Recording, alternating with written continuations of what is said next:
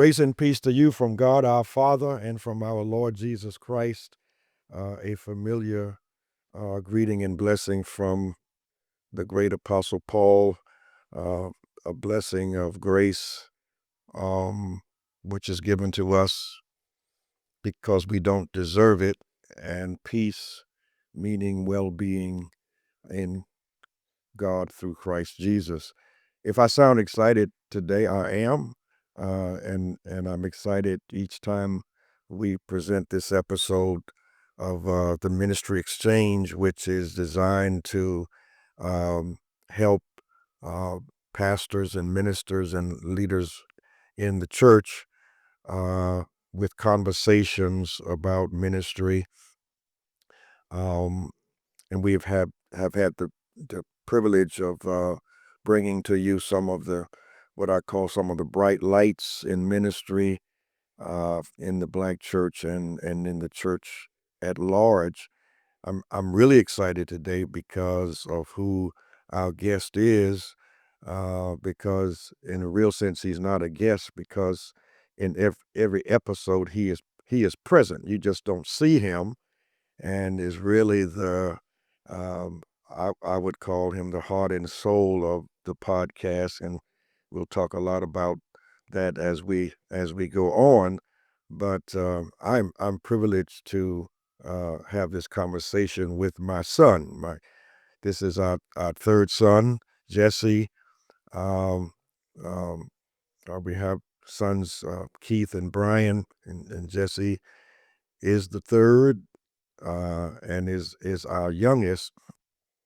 And I want to just read a little of his bio because it is impressive, and I'm impressed by it, and thank God for him and for all that he does. Jesse Mapson III is a multifaceted creative strategist and visionary leader whose work bridges the worlds of music, ministry, and media. Known professionally as J Melodic, he has produced for award-winning and critically acclaimed artists across genres, contributing to projects that have reached global audiences and earned major industry recognition.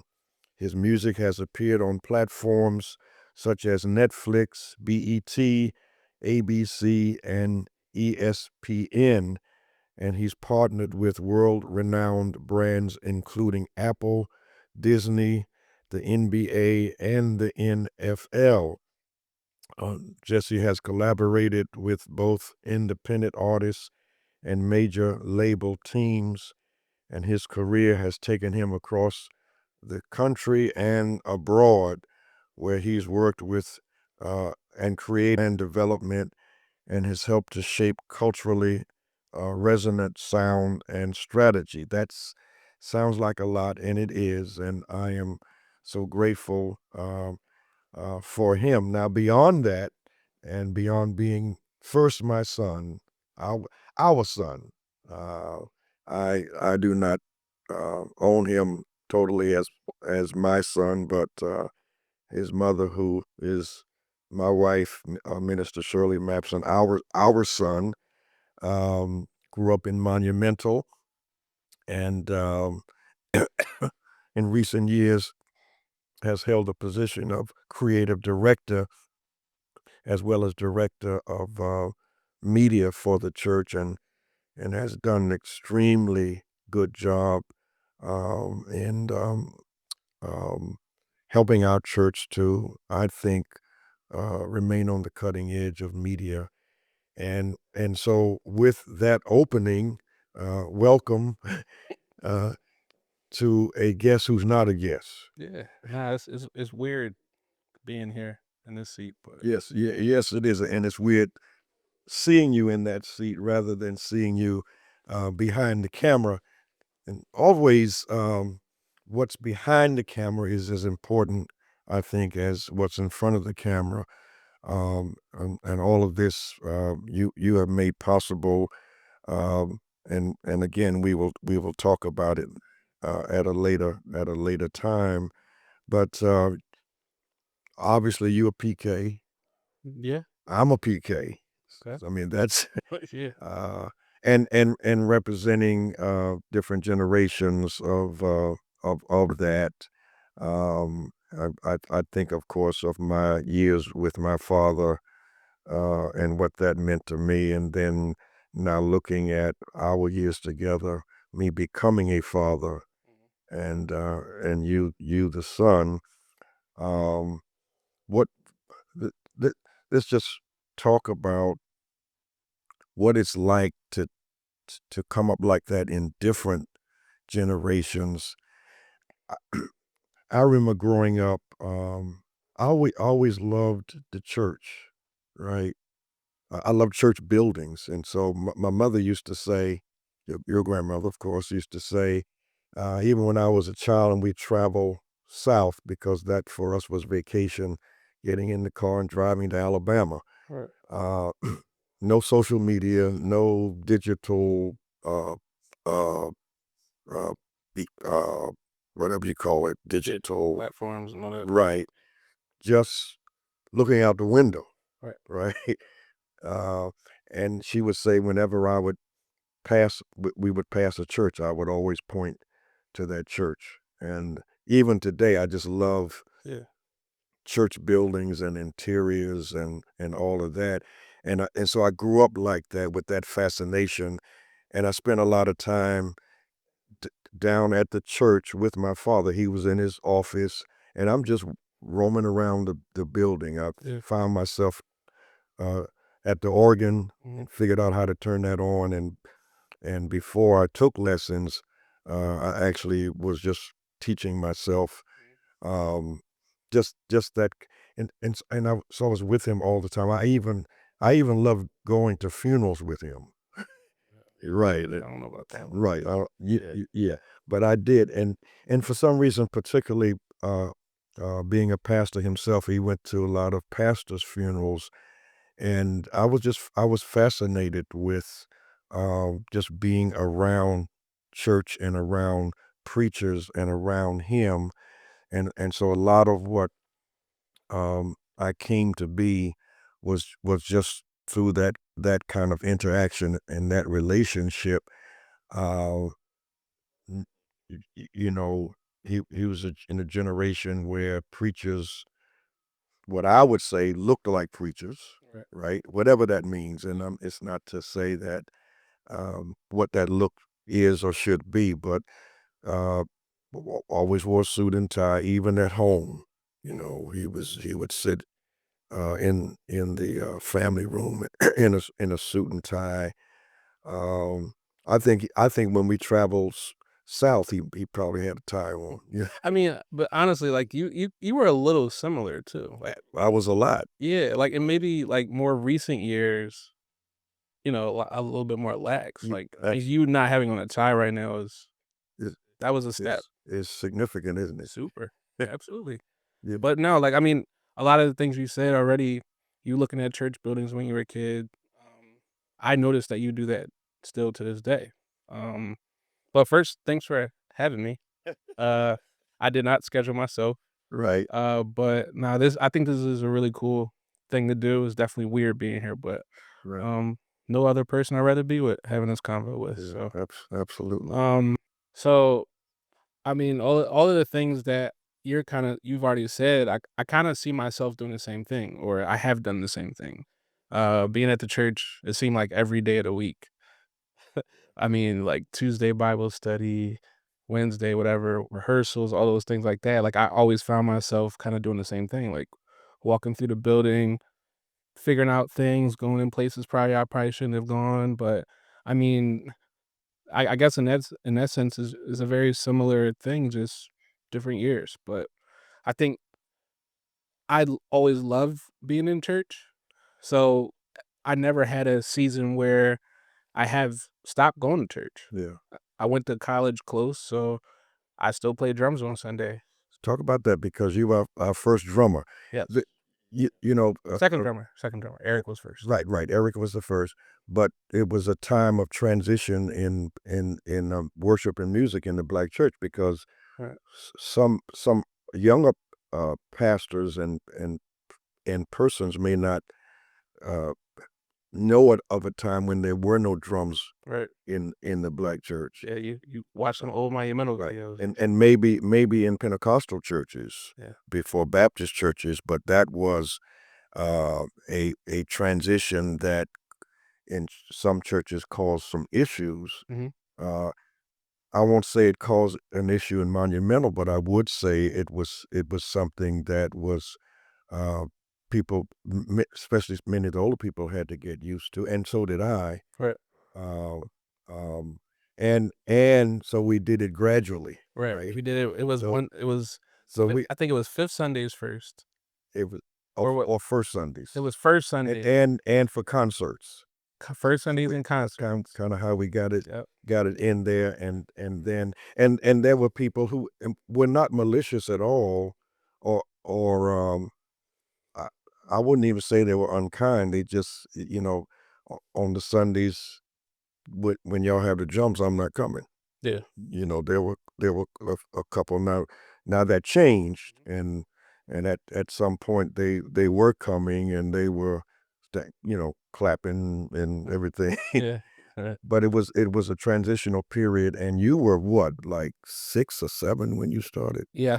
I started playing drums at 7 years old. Yeah. So I think, and my gradual kind of was a gradual thing too. So, Eric was our first drummer, Eric was the first. and I was able to play when we used to do. I think a lot of churches call him passing the peace when we would go around and greet each other, Yes, and I would play "What a Fellowship." So that was the first song that I got to play every week. really. And then gradually I got maybe a little song offering or something like that here and there. And then eventually Eric, I think I was around the age of 12, and Eric started working and his schedule made him be there on the weekends. Mhm. And I got to be the primary drummer. And it was I always loved music because you guys music I'm always been around it. Yeah, I mean, you have a music book. So it's like for me, it's always been a part of who I was. So I think, well, I remember I played piano too. yeah, So I started off playing piano, yeah. but kind of the same thing you were saying, where I would find myself in the church and I would go to the piano or the organ, and then the drums were there. And I would just start teaching myself how to do those things, and then got lessons and all that. But really, I've always, even with my studio career, I've always prided myself on being able to figure it out myself. Yeah, yeah. In most cases. Right, right. Yeah. And look, and I think the heritage part is important because we look back, your maternal grandmother, your mother's mother played a little I didn't know that. guitar or something. What? Yes, Oh, yeah, yeah, grandma, yeah, yeah, yeah, yeah. right. She Grandma, played that. yeah, she played guitar and, like, a little bit of organ. Remember Yeah, she had an organ in the house? right. I remember. And my mother actually was in the choir Mhm. until started raising a family, but Right, that's my dad met her in the church he went to pastor in Talladega, Alabama. She was in the choir. right. Sounds like a Met your mother, yeah, some similar story. the church I went to pastor, she was also in the choir. And that's how I met my wife too. Yes. Yep, Yeah. met my wife that way too. Yeah. And so my mother also played the piano and made sure that all of us took Mm, piano lessons whether we liked to or not, right, right? And my dad is not a singer or anything, but he was, um, music was in his preaching, mm, right? yeah, And preaching style. Uh, so that's kind of the an inheritance, I think, and it just became a part of you without us really. All of a sudden, we looked around, and here you are right. coming along in that same. It was never something that I felt like you guys forced me to do. Right, So I never felt like because your mom sings, because your dad plays, that now you have to do that. I naturally fell in love with music so much so to the point where even for a career, I went to school to be a sports agent. right. I remember. I had no idea about anything about music until that kinda came on a little bit later, but I had experience already playing music, so it kinda just was a natural transition, but it wasn't something I sought out to do. Yeah, But I always loved music, and then looking back on it, remember I used to burn, like, CDs, I used to yeah, do that. And so it kind of just everything. I was always messing around the piano in the living room and just things like that. And you So had a keyboard. yeah, Uh, Casio. right, Yeah, right. Casio. Yep. Keyboard. And then I used to use the chairs as drums. Right. Yeah. Yeah. Yeah. So it made sense. It makes sense now where I am and kind of like how I've developed over the years. But in the beginning, for me, I didn't really ever see myself as a music person at all. Yeah. I was so focused on playing sports, and then when I realized that that was a 1 in, like, 10 million chance, I was like, "I wanna be involved in sports, so I wanna be a sports agent." That's right. I remember. You know? I So, remember.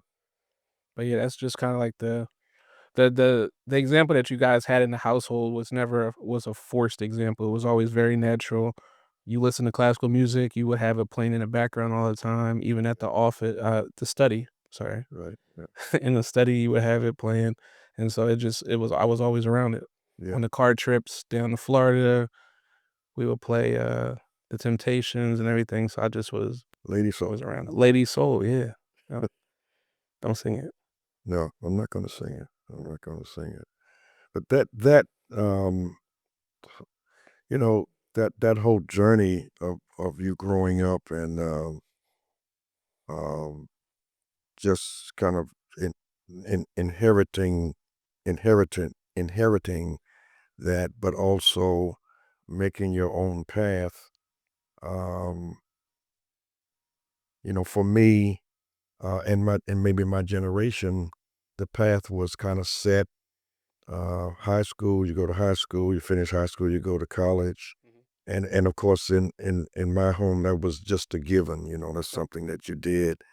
Um, and that was the track that I was on, and from there to seminary. So it was kind of like laid out for me. And I think every parent has to uh, figure out how um, to allow their children to find their own path, Right. right? So, um, who helped me with that is one of you. You have a lot of uncles, right? Yeah, a whole bunch of uncle. Uncle BJ, Right. Reverend Whipper. Ripper, yep. Reverend Whipper was like an older brother to me, and was pastoring Elizabeth at New Zion when I went there to pastor Union. He was great admirer of my father, and had two sons and two daughters, and so I talked to him a lot about uh, parent parenting, Mm, and he he was a preacher's kid. His dad was a prominent pastor in South Carolina, uh, and so we had that kind of connection, and he helped me to to give that space uh, to you and your brothers as well, mhm, but particularly to you in terms of college and your own path, uh, because he said that that that he really talked about the generations and the pressures that can be on a son who has the father's name, yeah. right? He was B.J. Whipper Jr., Right, right? right. Yeah, his oldest son was Yeah. was B.J. the third. So and here my dad is senior. I'm junior. You're the third, and that whole PK uh, phenomenon that I grew up in that and because I did, I was very conscious of not wanting our children to feel Yeah. the weight of that. Mhm. And I remember when we first went to Monumental. Of course, you were born three years Yeah. after I went there, and you were coming along, a youngster, and one of the ladies um, came to me and said that she thought you should be on the junior ushers, Right. right? Um, and And I said to her, "Why do you think that?" And she said, "Well, if if your son is on there, that might encourage other children to get on there." Yeah, yeah. And my response was that my son is not. is not the church's son. Right. He's our son, and we should not put pressure on. And I taught our people, some of them, to do that, to just preachers' children should be themselves and children growing up, Yeah. and there should be no great expectation on them than your own sons and daughters. Yeah. Um, Well, I mean, you guys did a excellent job for me and my brothers of just giving us that space to figure out who we were. right, Um, I think especially now, like with the generations of how we're being raised, I think there's so many things to choose from. There's so many avenues you can kind of go and do, and I think you gave me enough space to be able to figure out what made me happy, and also what I was good at too. right. Um, because I felt like I could still even come to you and have those conversations with you. Like, "Hey, I'm struggling with this. I'm struggling with being in school. Like, these are the things that I'm struggling with. I really think that I wanna do this." And I would say, like, even my leap into music was something that it was probably like I never asked you this though, but, like, were you kinda shocked that I wanted to do music, or was it I wasn't shocked. okay? Yeah, And then also it wasn't I wasn't being a church musician. right. So, that was like, you know Yeah, I wasn't shocked by that at all. okay.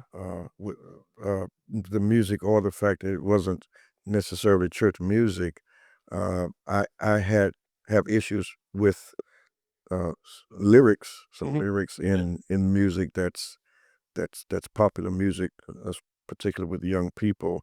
But uh, wh- you know, I we I think we trusted what we instilled in you and taught you, and even with that, um, that's a culture that you were in, Right. right? But even with that, um, it says nothing about a person's integrity and character. Yeah. Um, and so, You said that to me.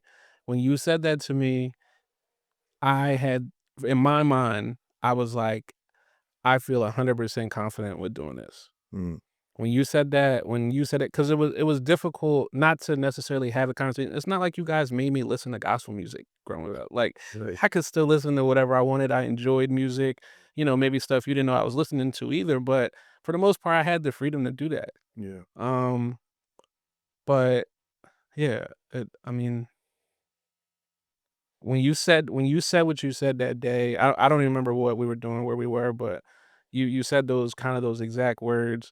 For me, that gave me the green light to say, "Okay, I'm 100% confident in doing music the way that I wanna do it." Figuring out my own standards and morals for what I'm willing to do and things I'm not willing to, because 'cause there's been a lot of things I've turned down because it didn't align with that, but that also came with my growth and the older I got. yeah, Because in the beginning, when you try to get into the music industry, you just wanna work with whoever, even if they're not paying. You just wanna get, right, notoriety, and I was always say that to you guys, like, "Hey, I gotta get my name out there, I gotta get my name," yeah, and, I'm just willing to kinda at that point just do whatever, but I still had, like, some very core values for me growing up in church, knowing that my dad's a pastor, and going back to the point of the, the name, I never felt the weight of our name in a space because I just never thought that I would get into things that would like people would look at me any type of way right, or like look at you guys any different. Um, I was a pretty chill kid. I feel like life was very chill for me. I love church. I love playing sports. You guys let me do all those things like that. I love music. So, and I think there's also a different level too when you have, and you wouldn't say this about yourself, but when you have a father that has a certain level of prominence, it can be a heavier weight. And I have friends that, fathers are, everybody knows them and everything like that too. So we had those kind of conversations. And I think more times than not, we've never really felt like we had to do or be or act like or this, that, and the third because you guys made it very normal. but, like, I think that there's definitely two sides of it.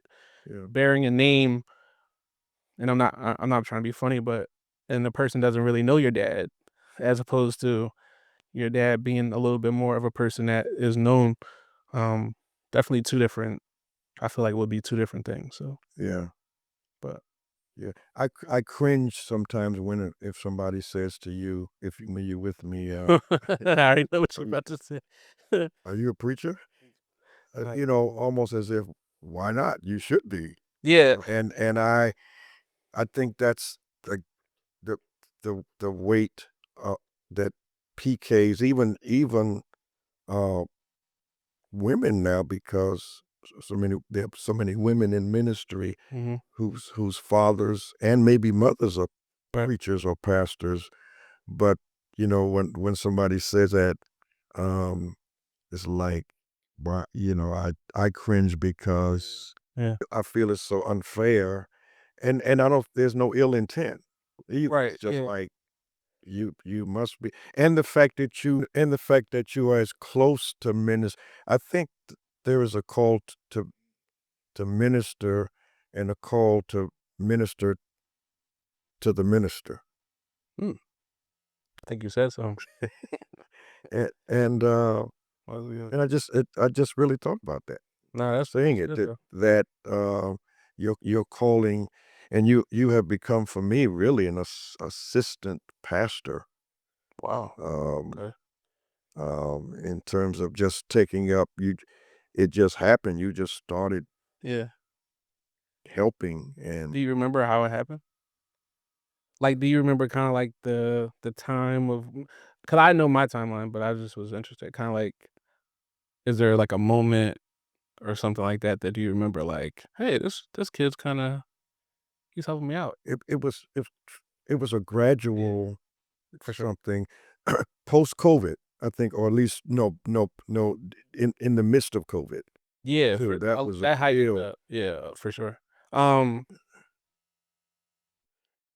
Because I think then you could talk about this whole media, right. how um, how you came to this point, Yeah, and like the music, it just just happened. started growing in you, and then Yeah. what you've done for the church in terms of a model of media ministry, and I call it the new evangelism, Mhm. and we talked about how many people, uh, we asked people how did they come to our church, Yeah, and there are people who say, that they go on social media and look for churches, and that website yeah. has to say something Yep. to, right. So anyway, I won't. No, that's cool. So around the time when I had transitioned from college, I started working at the church, and I was a sexton, Right. and, Mine was too. Brian was And too. listen, That might be a so was I when no, yeah, I was in my dad's church, and I would go. I yeah, mean, I didn't do a whole lot of sextoning, either did I. cleanings, Yeah, I didn't, but no, I wasn't. opening, I did a lot of opening and closing, because Right. back that time we had afternoon service. Yeah, yeah. I knew all of the light switches in the Mhm. church. No. I knew that church I think the inside out. PKs know the church inside out, period. Cause I mean, I know every light where it goes, like, and then even when we got the new lighting system, I know what buttons I actually programmed the lights. I called the company. This was years ago, and I'm like, "Hey, how do I do this?" And but that was, like, really my start was me being a sexton at the church. Um, truthfully, not really cleaning too much. I was there for rehearsals, but I was there every I day. hope that none of our Yeah, trustees please. are watching this. So, Yeah. but anyway, go ahead.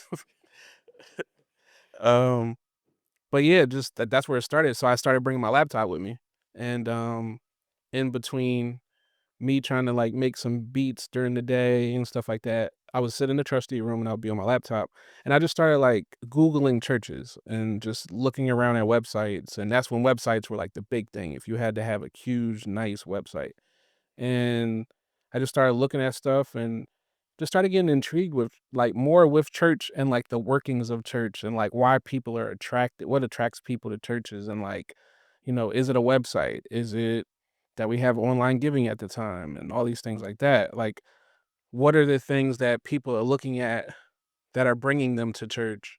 And so that just really fascinated me. So, um, started doing a lot more less cleaning, and just more researching. And then I think where it started turning with us gradually again was I think I started saying things to you because you would be in your study and I would come up and like, "Hey, I have an idea."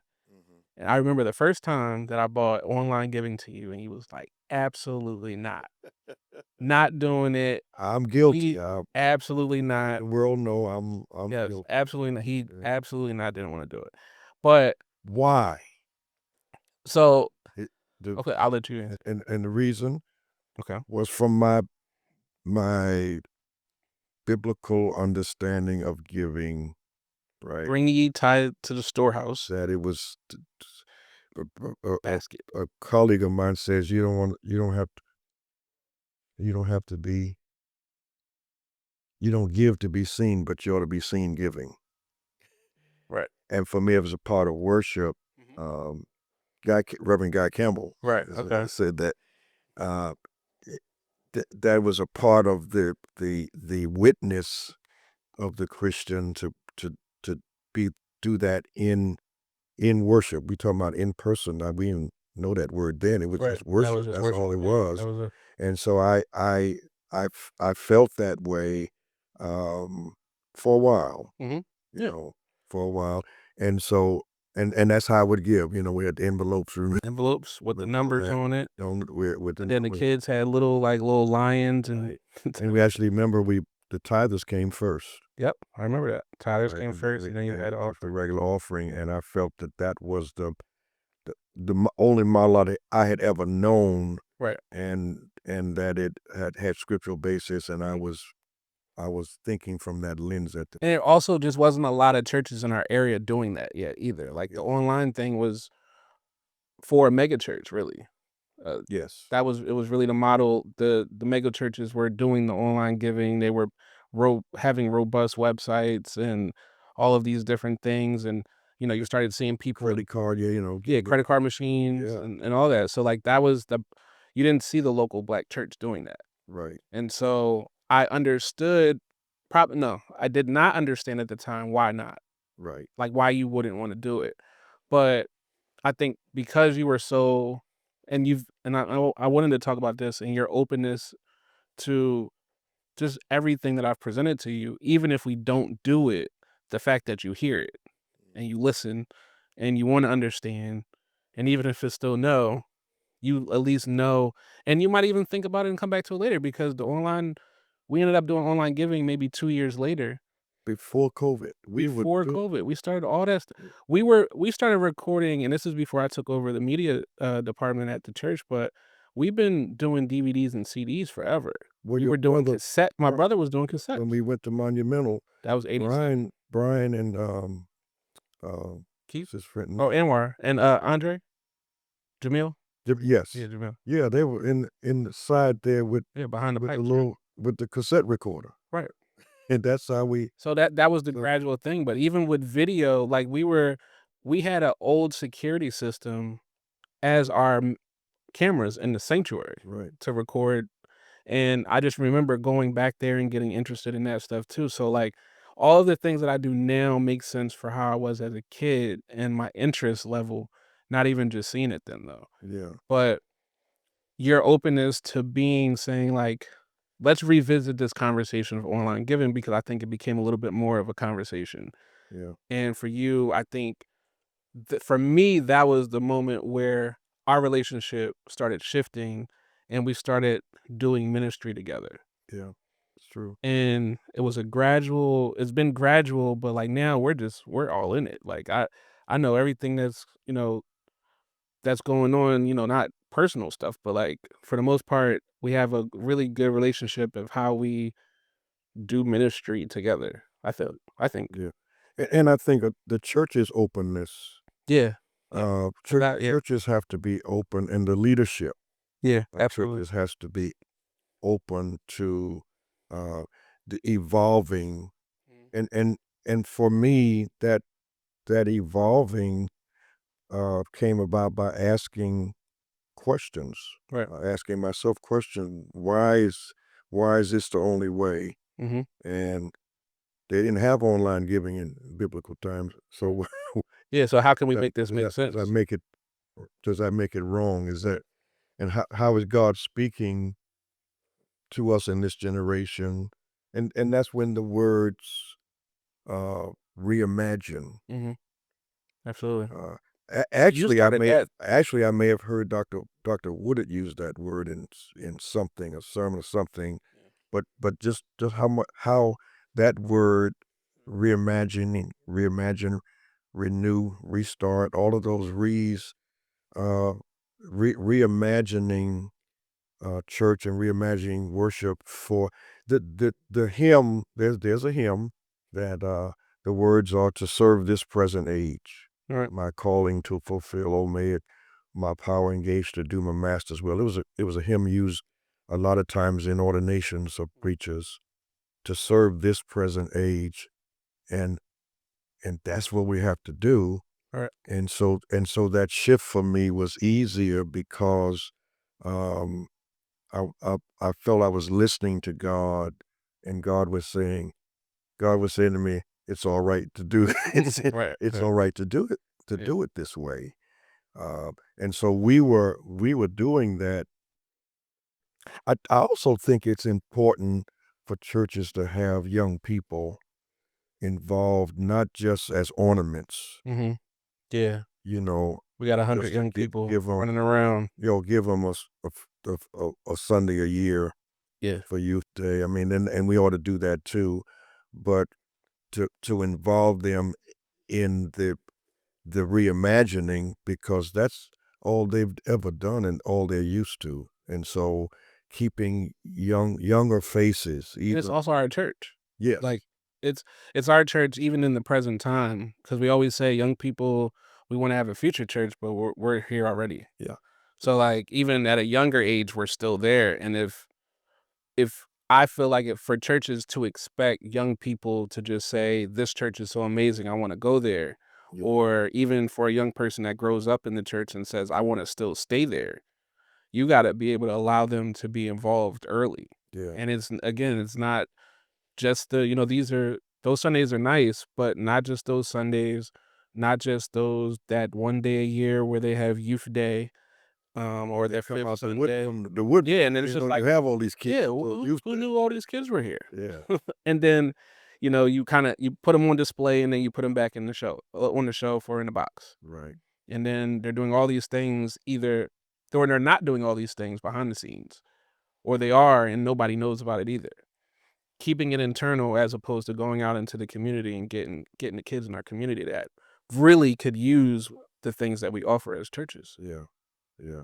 Um, yeah, so Well, and that live stream, all that was in place yep, prior to the pandemic. Didn't know literally. the pandemic was coming. Literally, it was we put that new system in We put it in all September, September of 19. the, I got back. just months before the pandemic was the next March. Yeah, it was that was almost what, like 6 Yeah. months And away the generosity of a member to do that. Yeah. who went on vacation and said, "Wow, I miss my church." I wanna And watch came church. back and saying, what can Yeah. I do to help us?"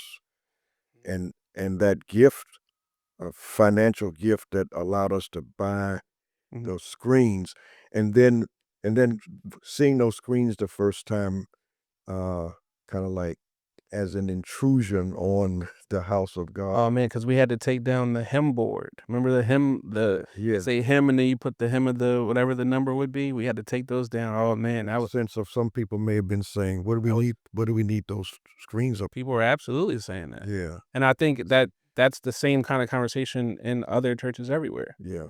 Um, But it's the discomfort of change. yeah. So even going back to the drums, that these are transitional moments in the life of the church, to the point where it becomes a part of the scenery after a while. You know, you expect it. Mhm.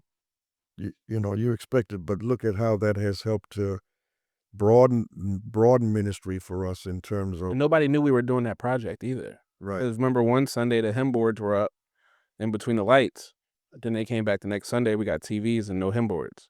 right, So that wasn't something where we announced it like, "Hey, this is what we're doing this week, and you're gonna see a new sanctuary." right. That's true. We They did. came in there and they we had at least we had 65, 70-inch TVs on the wall. You're right. It was like, "Well, You're right. I didn't say anything nope, we didn't about say that. anything about that." But I mean, it again, going back to what I was saying before, just your openness to even look at where we started with saying no to online giving, and then now where we are, we're actually shooting even a podcast. Yeah, That's your openness. That's the way that we've been able to work together, and then even me bring ideas, but also you've bring so many ideas for me too, where I'm thinking, I'm like, "Man, what else can I do?" I'm like, "Alright, this is good," like and then we help with the company, MinistryForward Media, we help other churches do the same thing. right, So, we've taken it from a sexton position where I'm just giving some ideas like, "Hey, I saw this church" there was my line was, "I saw this church do this, can we do it?" And what I had to realize after a moment was, just because another church does it, doesn't mean that we should do it, but if we are going to do it, we have to make it work for us. right. It can't the Connect our Connect ministry came from First Baptist, Uncle Buster's church, Reverend Sory's, and First Baptist of Lincoln Garden. Yeah, That were the Connect ministry idea, the gifts that we give to visitors when they came, yeah, those were that, but we couldn't we should have not copied exactly what they did, but use it as a just kinda like a launching pad for what we need to do and make what we need to make it for our churches. yeah, yeah. So many ideas have come to us, or to me, just by being in other worship services. Yeah, Yeah, just sitting around, just looking, and, like, for me, I started watching when I was the sexton again, I started watching a lot of services because that's when that was starting to become popular, live streaming too. So I'm watching services, I'm looking, I'm paying attention. I'm like, "Oh, this is cool. This is cool. This is cool." And I'm like, "That's actually not cool." Like yeah, I'm figuring out what for me, what do I want church to look like for me? Like if I'm going to be here in my church and I want cuz it's so easy for us to say my church doesn't have this, I'm going to leave. So it's easier for a person to leave as opposed to just staying where you are and building that. For me, I've always said for my church, I can't be a hypocrite. I can't say that, "Oh, we don't do this, we don't do this," and I haven't tried to make it happen yeah, or haven't been to try to be a part of a team that try to make it happen or transition it because the truth is if again, we're here now and we wanna especially the generation like mine and the generations that are coming, we feel at times a sense of entitlement. We feel some at times like a sense of we want to be a part of something. So if we feel alienated, it's way easier for me to go to the church down the street that has the stuff that I want to do as opposed to staying there and building. But I just believe, and maybe this is the old spirit in me, but like I just believe you can stay where you are and make that happen as long as your leader and the leaders around you are open to that, yeah, putting that, trying to put that best effort forward. And if it doesn't work, it doesn't work. right, But ultimately, and if you feel like you're being led somewhere else and you feel like you're really being led and it's not just because something didn't go your way at this right. time, Yeah. Just not then mad at somebody for yeah, like something you did. just because you told me no on one thing doesn't mean that you'll say no on another. Maybe it just wasn't the time for that. Yeah, Maybe I don't see the vision as a young person. And I think sometimes we kind of get into that where, well, Pastor, we want to do this now. We need to do this now. We need to get young people in. But maybe your vision is a little bit different, or maybe it's just not time for that to happen. Maybe we have to grow ourselves and other things around it. So we've spent years developing our digital systems at the church, being able to handle the 100 plus people that have joined our service. I mean, joined our church in the last couple of months.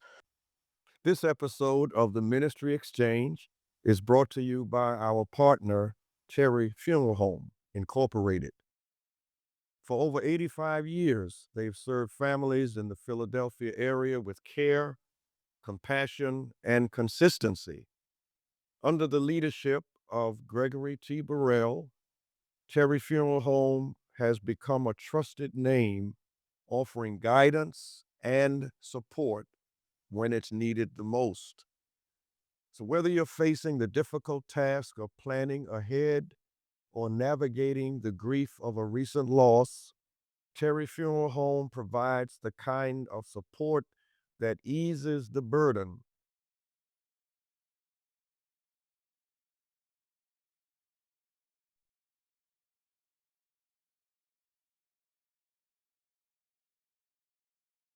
Evidence. Visit terryfuneralhome.com. And thank you. Would we be able to have handled that when we got right out of COVID? Mm, What would that have looked like? yeah, If we had 10 people joining one Sunday, are we still filling out cards in the back, you know? yeah, Or are we taking the leap and saying, I know this is uncomfortable for everybody. We're going to bring out iPads, but everybody's going to get an email and we won't have to pass a paper around. yeah, And again, that doesn't work for every church, but what can work for ours is really, right. you know, Yeah, I really like the idea that we have a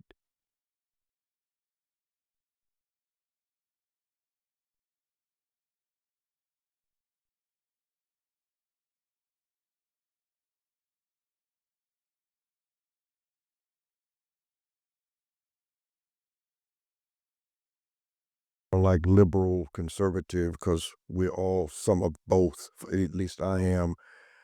And when we came up with this label of traditional church as opposed to and then we kind of labeled the traditional church as something that's in the past and archaic, and we ought to get past that. But that blend of connecting the contemporary to a tradition that gives us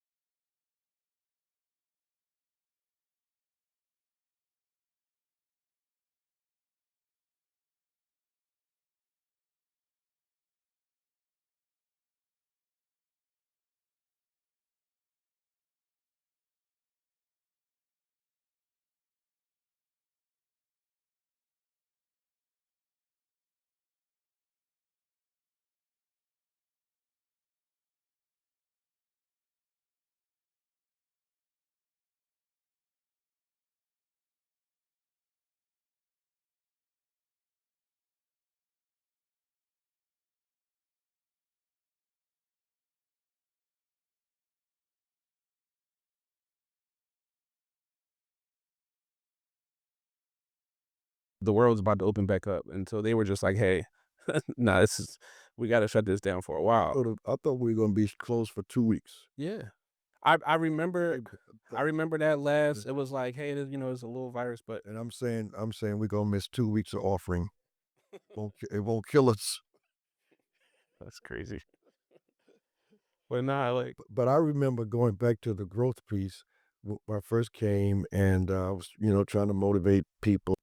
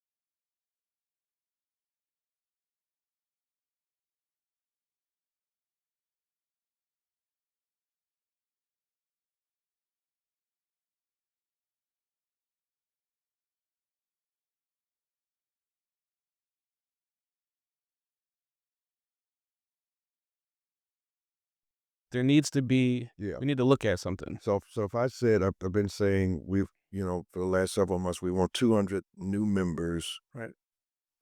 celebrate our 200 by the end of next year. Mhm.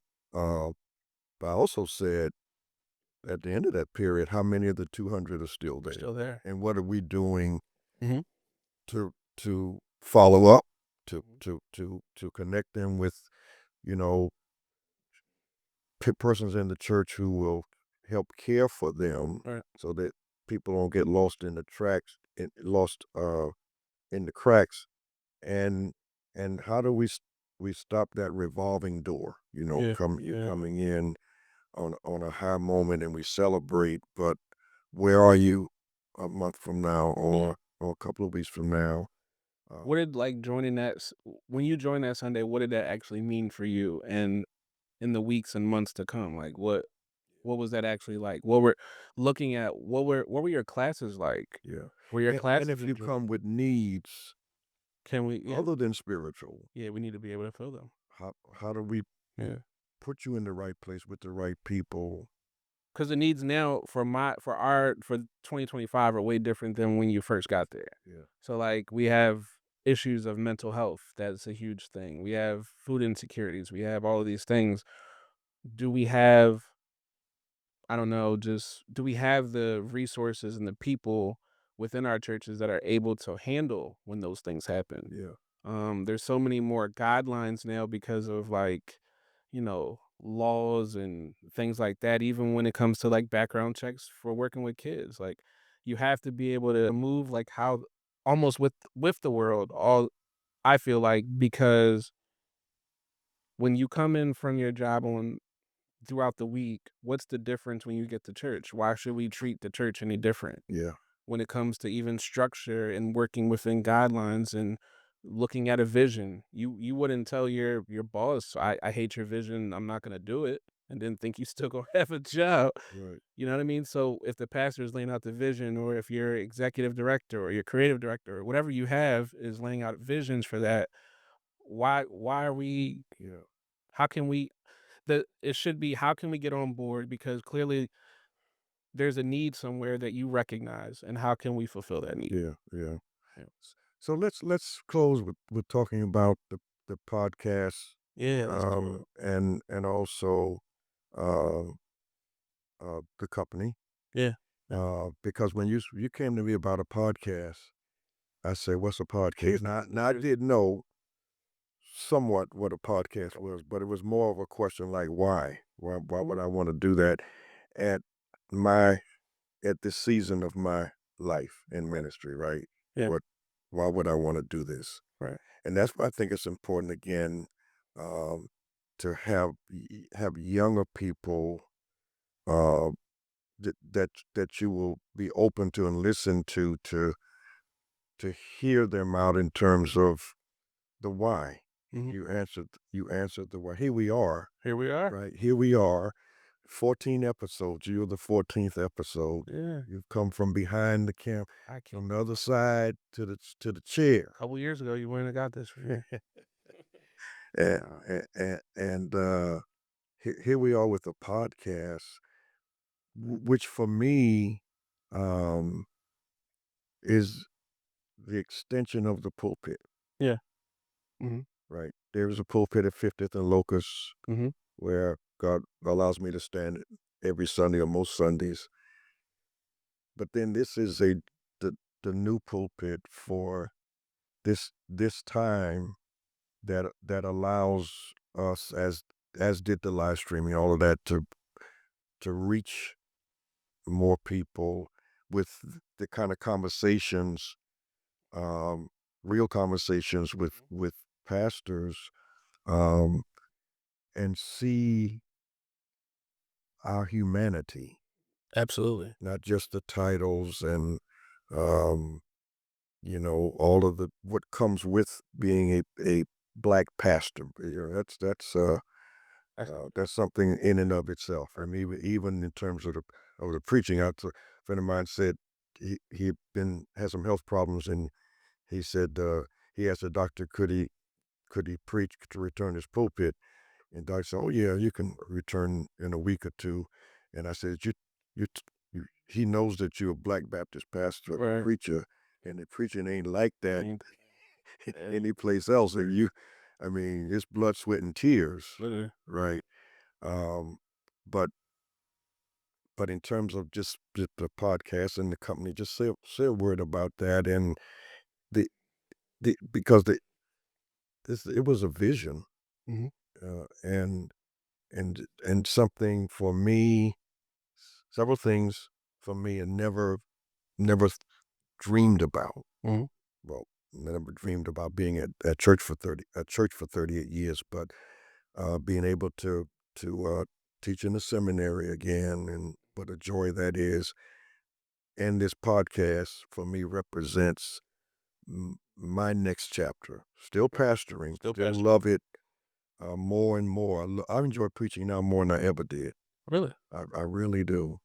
I like that. But Yeah. this is a new chapter though, the podcast and this. So just So the why was I thought about it because I would I would I'm gonna okay.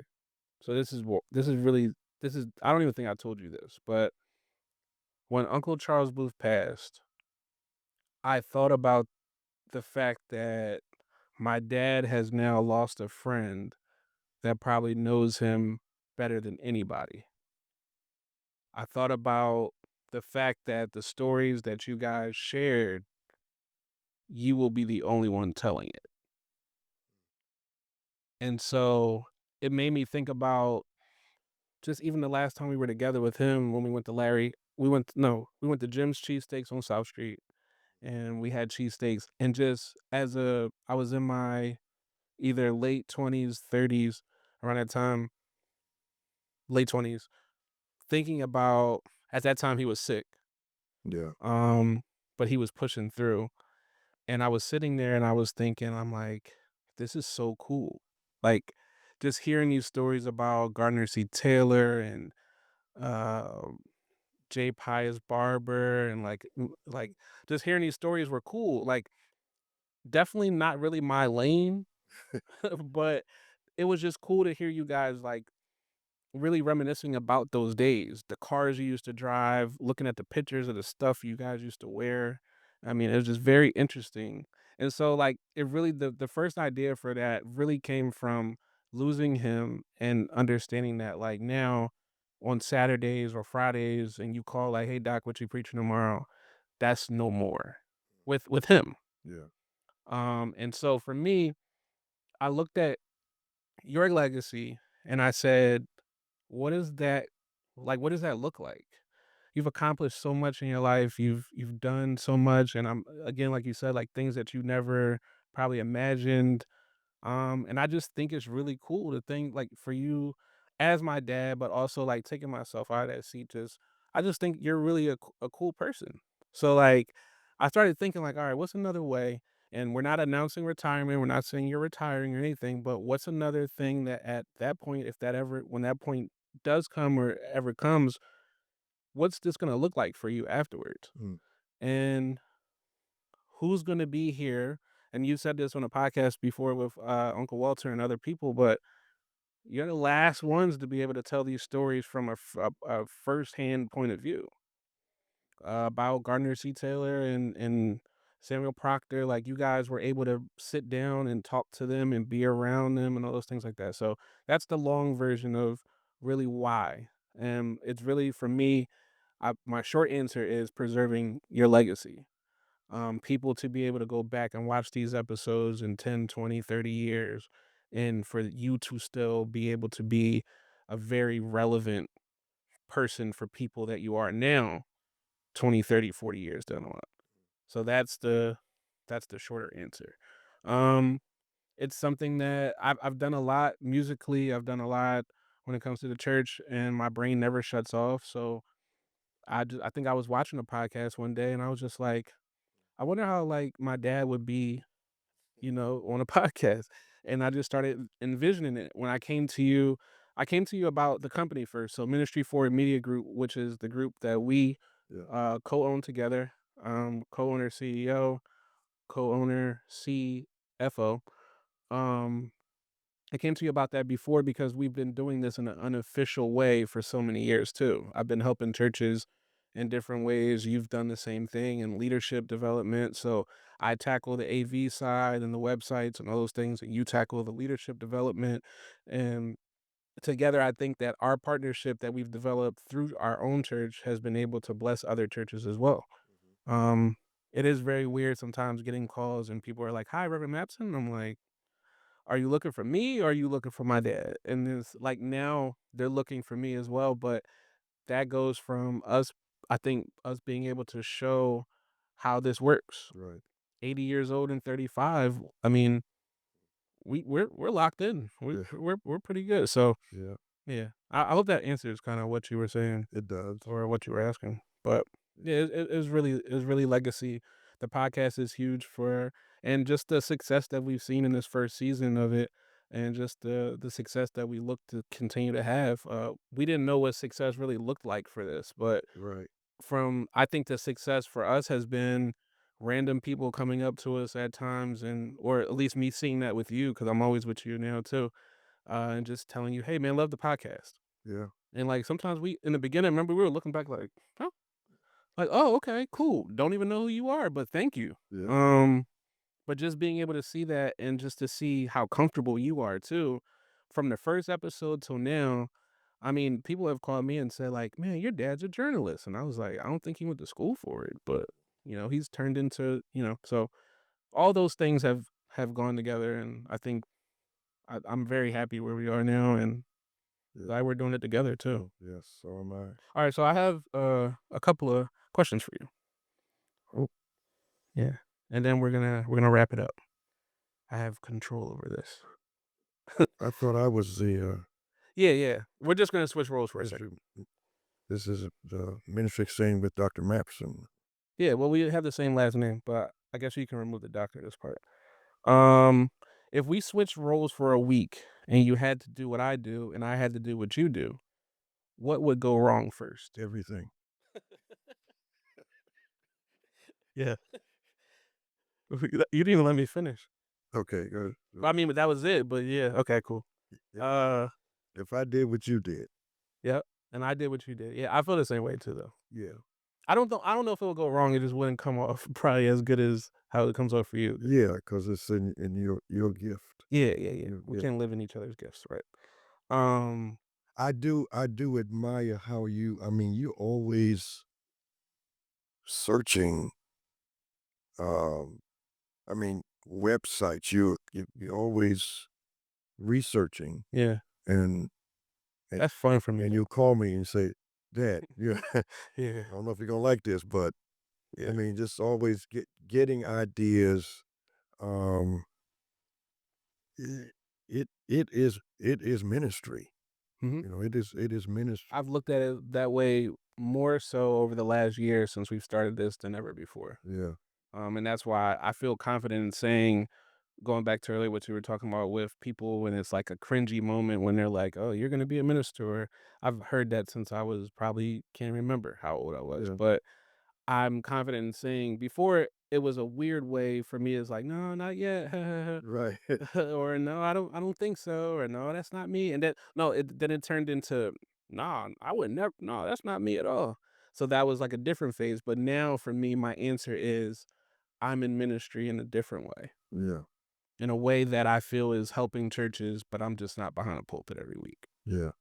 Um, yeah, so that's cool. So second, what's something you changed What's something you changed your mind about and what made you see it differently? We kind of talked about it a little earlier with the online giving, but let's do something else. Um, I see differently. I see more through the lens of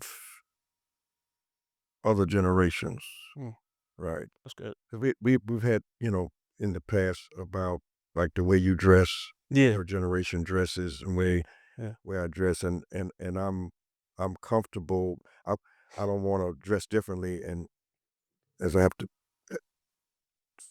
suggest I have to be something else and all of that Right.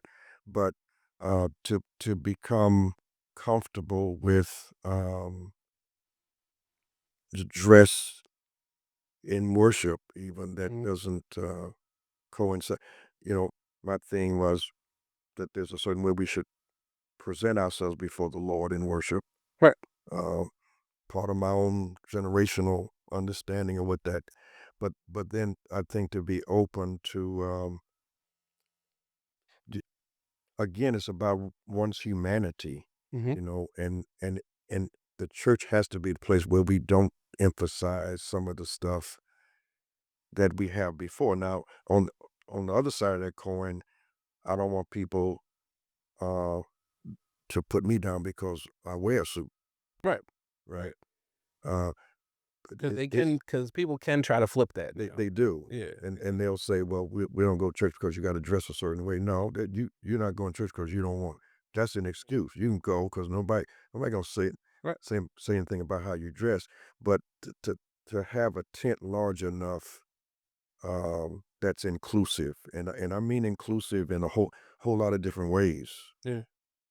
Are we accepting people the way Jesus would accept them? Are we putting our own cultural Mhm. baggage on them? And what we remember and what Eh, we feel. Yeah, Right. and accepting them as they are, and trying to take them to a level where we believe Christ wants them to be, and where we have become. We're always in a process of becoming, so that salvation is never I was saved. It's always I'm being saved. Right. That's good.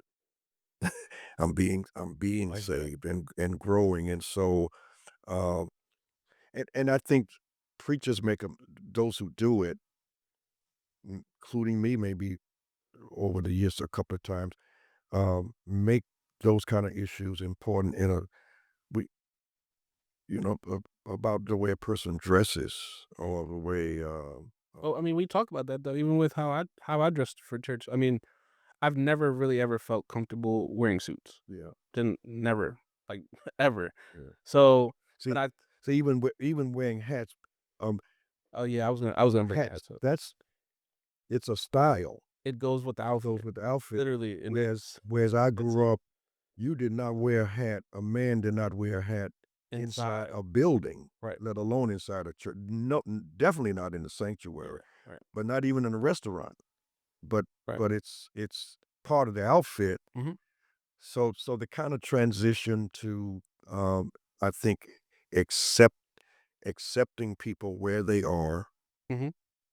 Uh, But people learn too, and that was the whole point for me. It's like if a person my age comes into our sanctuary and they see people dressed in suits, most of the people are still dressed in suits and things like that. Maybe a little bit more lax with no tie and stuff like yeah, that. Now sweaters, sweatshirts, things like that. But for the most part, suits and dresses and not even much hats anymore, really. But I want them to feel like they're represented in that sanctuary yeah, because a lot of my generation is about inclusion. We want to feel like we're included in something. So if I go somewhere and I don't feel like I'm seen there, then the easiest thing for me to do is leave and go somewhere else where I feel like I connect better. where you I'm a see part people of who look like you too. I'm a part of a community Yeah, that So those are the things too. So like for me, it became at first like it was a very intentional thing because I started seeing young people come in there, and then they just don't hmm they're not connecting to that part. But now we can talk. You feel a little bit more like, "Oh, okay, cool. He must be cool." And that's just off at first glance. Or she must be cool too because, even though she's not dressed or he's not dressed like them, they're still here. yeah, And then I think honestly that's the most important part. And then from there, if there's some other things that we need to try to fix, if your church doesn't wear hats, don't tell the kid take the hat off as soon as he walks in the door. mm, That's the quickest way to drive me away. But allow him to wear his hat or just don't get him from the door. And then eventually he'll look around and say, anybody got a hat on? mhm. Or eventually, Or eventually when you build relationships, you can you can have that, talk, yeah, have a conversation, a little a bit different. non-judgmental conversation about what that means For uh, for our for for us. for us. Yeah, Yeah, for us, because in a lot of churches they do it. absolutely. So, absolutely. all right, I'm sorry. We're gonna get out of here. Yeah. I have two more. I'm gonna have two more. If you could go back and give your 25-year-old self one piece of advice, what would it be? It would be, um,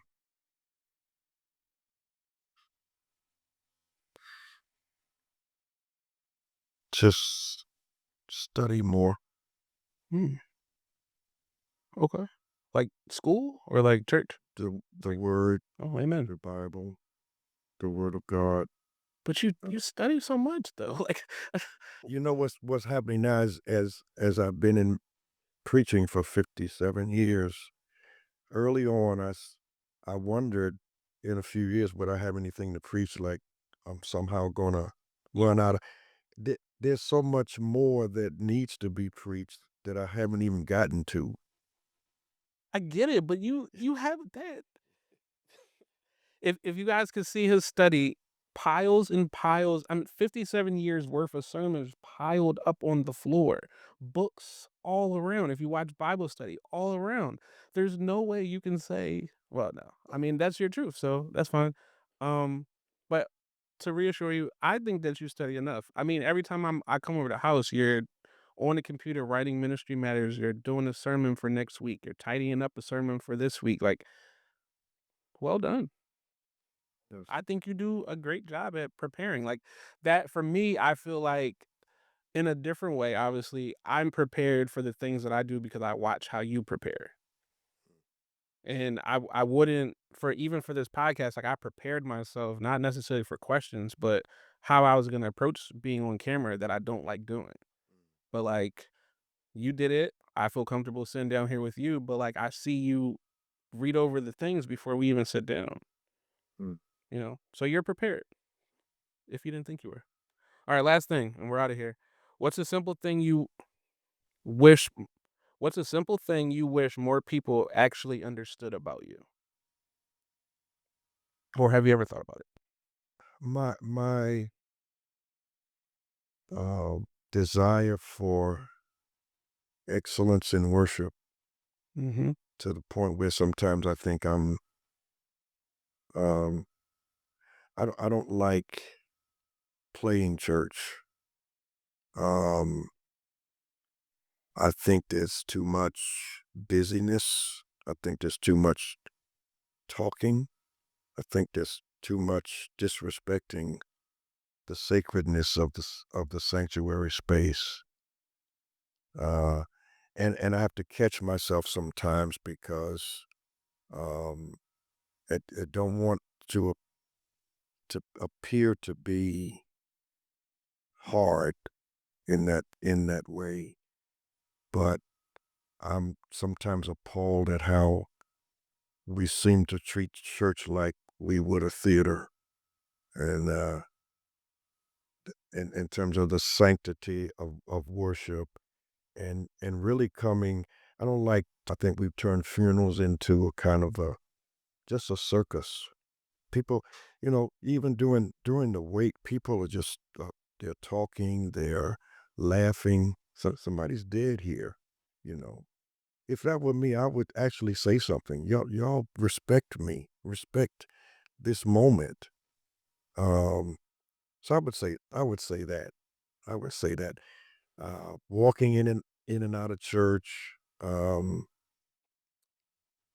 and sometimes the lack of discipline that parents have with their children. And our children, I know children are children. I always say I'd rather them there in worship acting up than not in worship. But Mhm. but at the same time, there's what are we teaching our children about this sacredness of this place? Mhm. See, Good. yeah, That's all I had, but that was great. yeah. That was I great. want I want to end just saying something about your mother Yeah, let's talk about her. because That's my girl. the joy of my life. And when we married, uh, met her at Union, and I I asked the Lord, for a wife and children, and I got a wife and two sons Right there. instantly, right? Yeah. And then, that's always the Lord, uh, will I have a biological child, Mhm. which was you, and but the way that she has been the kind of mother to I was I was away a whole lot more than I am now. Yeah. Yeah. Um, Sometimes maybe it was too much. I don't know, but it was a lot. I was away a lot, and um, she was left to to be the mother and also uh, represent me in my absence when I was away a lot, and just the way she has handled that and the kind of sons she has produced. Uh, we together, but I owe so much. We owe so much to her. Uh, I used to be offended that people would say you look like her. Oh, not me, because you do look Yeah. like her. You act like me. They Yeah, said that. absolutely. Yeah, they say that. But just to thank God for a Christian woman, a mother, first lady, minister, all of that what she is. And we didn't even talk about what that meant when she announced. Yeah, Remember when I called the three of you, the boys, right, yeah. and said we need to have a Zoom or something? Or Alright, Imma tell a quick story, and then we're outta here. So, we went to dinner. Me, you, Sania, my wife, and mom and either you or mom kept on asking me, um, "How do you do, like, a conference call or something like that?" And I'm just like, "Conference call? Who does that?" And then whatever, and I'm like, "Okay, this is weird." So we leave dinner, and I'm literally talking to Sania, and I'm like, "What do you think it is?" I'm like, "This is just like, why do they keep on asking me this? What's going on here?" So I'm trying to figure it out. She's not really helping because she's like, "I don't know." And then we're just like, "Whatever, whatever." And then literally when we got on that phone, what did I tell you I thought? you thought we were saying we were separating a divorce? Man, listen, that whole car ride home, I'm just like, not like, I can't go between 2 houses now, like, this is just gonna be a lot. Like, I can't do this. Like, at 35, I can't. But no, like, when you guys called and she said that, it was not a surprise Yeah, at all. yeah. She's been doing ministry for a long As time, long as I've known her, for a very, very long time, in other ways, like, she didn't start. She didn't even start going, being active in church when she married a preacher. yeah, she was already there. She was teaching Sunday school. Mhm. She was president of the Chancel Ushers. Wow, She was, okay. I I, knew that. No, which was a new group I started at Union, okay. and then she was of course, in the choir. And one of the saw me. She Did was you pick her to be on it?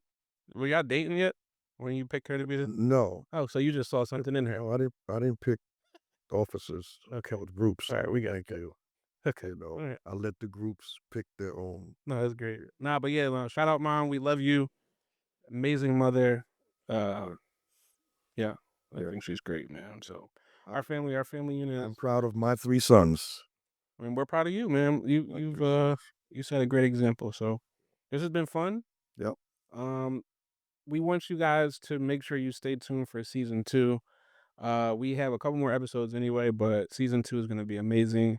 We're working on some new things, some new adventures and new ventures, not adventures, but Adventures. it has been yeah, it is an adventure at sometimes too. So, but we're really excited about this podcast and the new things that we have coming out. So, Yeah. Well, shout out to you too. we want to thank our guest, Good to be here. Jesse Mapson III, for this amazing conversation. And another conversation we're going to have later on is with PKs.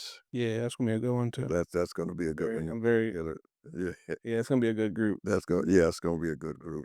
Yeah. But we hope that you will continue to watch these episodes of the Ministry Exchange with Dr. Mapson. Blessings on you, um, as we continue to do the work of ministry. And see you next time.